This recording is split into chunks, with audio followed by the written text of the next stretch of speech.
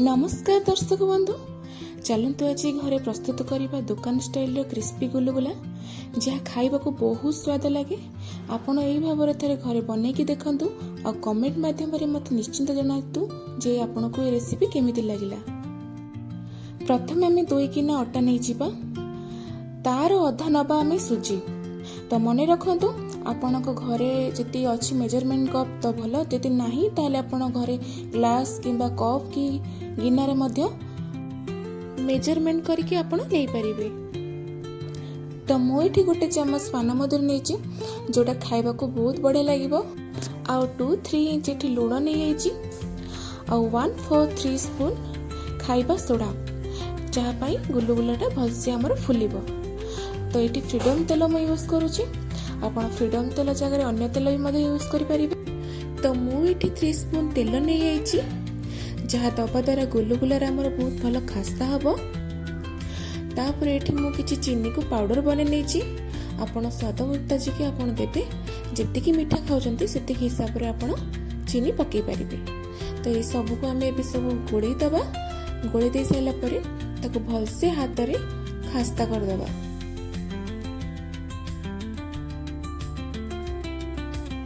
तो यहीपरि भाव में सब आम गोले सारापर तो देखो तो ठीक यहीपरि मुठा करेंगे। तो यहीपरि कले आपन जानी परिबे जे खास्ता पाई पूरा परफेक्ट है। तो जो कप रे मु अटा को नहीं से कप रे मु गोटे बाउल पानी नहीं, तो ता अधाटा मुठी देकी भलसे चकुड़ी देबी। आपन जेमिति अटा चकुड़ती ताठू टिके नरम करेंगे, जेमिति हाथ को टिके लागुथिबो, काहेकि ना सुजी पड़ी किछि समय पर सुजी मध्य पानीटा को ऑब्जर्व कर नब। तो देखंतु एठी आउ किछि पानी थिला ताको भी मध्य मु दे देछि। तो एही परि भाव में ठीक आपण अटा चकुड़ला बेले टिके चकुड़ी देबे। तो एबे आको हम 15 ରୁ 20 मिनिट पे रेस्ट दे दबा, जहाँ द्वारा सुजीटा पूरा भलसे फुली जीवो। तो देखंतु मोर 15 ରୁ 20 मिनिट हो जाइछि। ता भितर सुजीटा केते फुली जाइछि आ हाथ को मध्य आ एते लागुनी। तो एही परि आपण चेक करिवे जे परफेक्ट हेछि कि नाही। तो एबे हमें किछि गुड़ा आनिकी हाथ रे शेप दबा। आपण छोट गुड़ा मध्य करि परिबे, आको बड़ा मध्य करि परिबे। तो मु एठी मीडियम करिछि।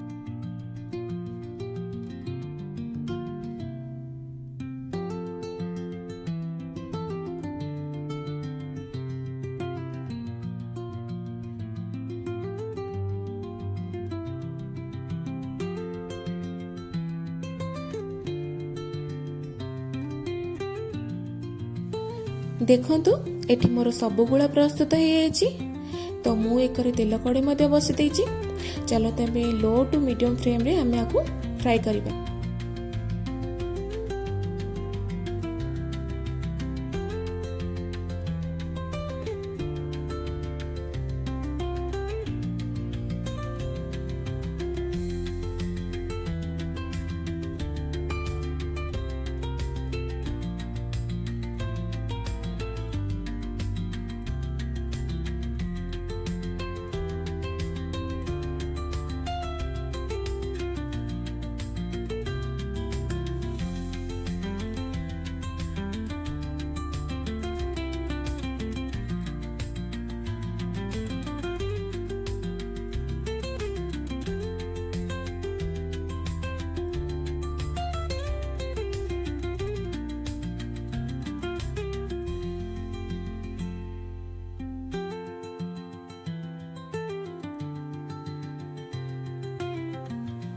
एबे मोर सब गुलुगुला ठीक भाव में फ्राई हो जाइछि।